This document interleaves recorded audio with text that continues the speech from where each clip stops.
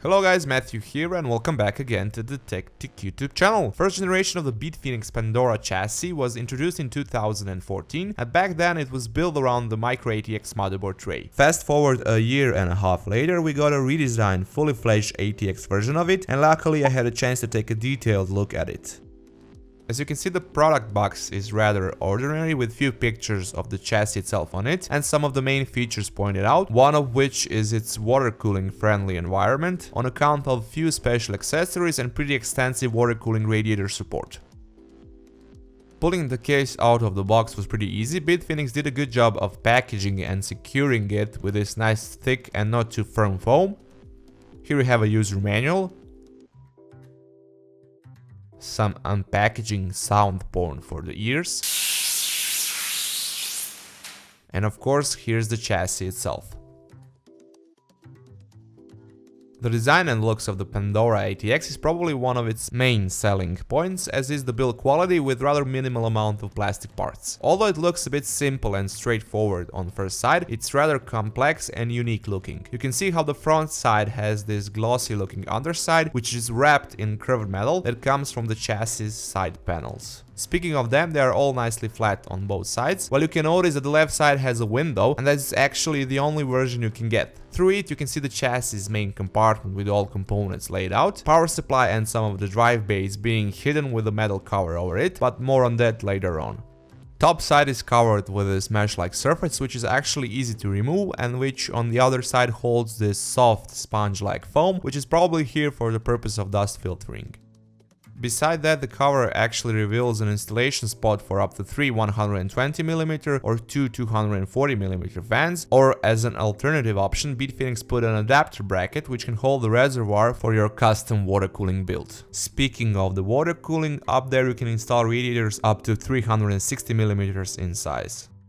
On that top front part of the chassis you will find your usual suspects: big power on and reset switch, 2 USB 3, 2 USB 2 ports and 3.5mm audio in and audio out jacks. Going to the back side of the chassis, you can see that we have a pretty standard layout with 7 expansion slots, spot for a 120mm exhaust fan, I/O back panel and a power supply cutout. Bottom side reveals a dust filter for the power supply intake fan and 4 big feet which are actually not covered in rubber but some kind of soft padding. Opening up the side panels is actually really easy. Just undo the back thumb screws, pull that back portion from the side, and also do the same with the front, using a little bit of force to uncouple the ball hooks which make contact with the case in 2 spots.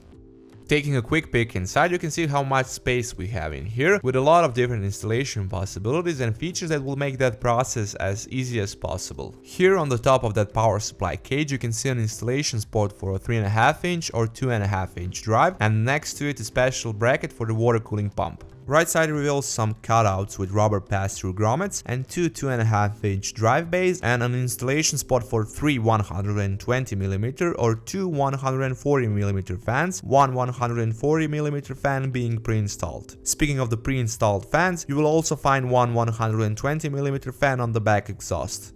Feature-wise, the same goes for the backside also, where we first came across onto this accessory box which holds additional metal handle for the backside of the case and a small bag with different types of screws, zip ties and BitFenix logo. Back there you will find plenty of room for cable management, 2 more spots for 3.5-inch or 2.5-inch drive installation, but before I go into detail with that, I'm going to put some components in the chassis.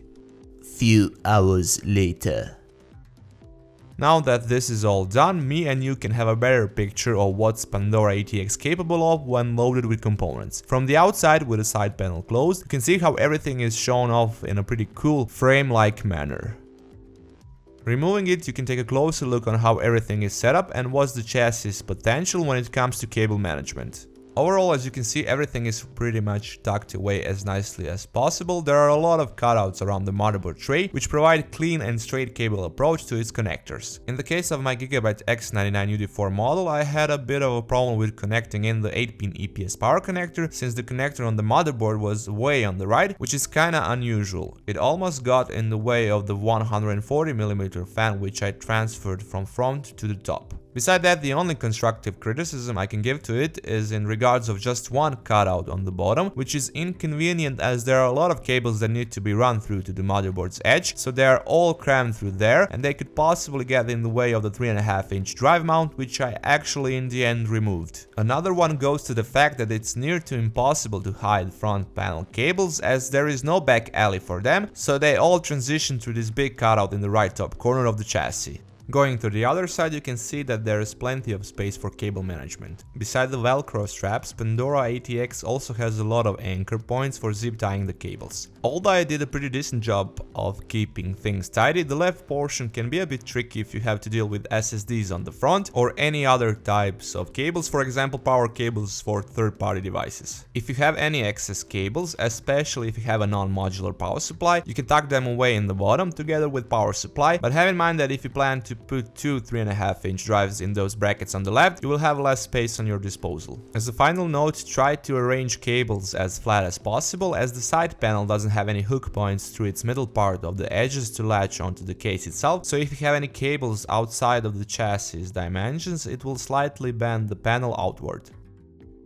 You can easily remove the front panel cover just by pulling it at the bottom, pretty usual method, and behind it you can see the dust filter for fans, which has magnets on the bottom and guiding rails on the chassis, and it can be removed just by sliding it down here, even with the chassis fully closed up. Up there you will also get access for the front fan installation spots.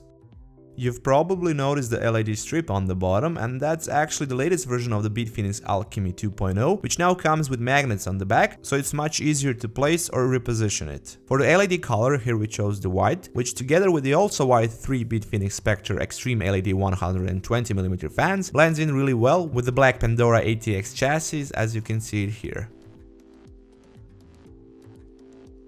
One hidden feature which I didn't mention up until now is that this version of Pandora chassis has a small 2.8-inch screen on the front, which they appropriately named Icon. Some of you probably noticed this little connector once I pulled off the front panel cover, and it actually connects to the motherboard USB 2 header directly to the screen module, which is on the back of that front panel. It's almost impossible to notice it looking at the front. Bottom line, what this screen gives you is the possibility to basically customize your front logo of the case using this really simple application, on which you just drag the image which you want to display, and that's about it. To top it off, BitFenix put the source code of this application onto their website so you can download it and make your own changes to it, put a GUI on it for example. The screen quality is somewhat decent, I only wish it had a little bit better viewing angles, but overall this is a very cool and one-of-a-kind feature to have.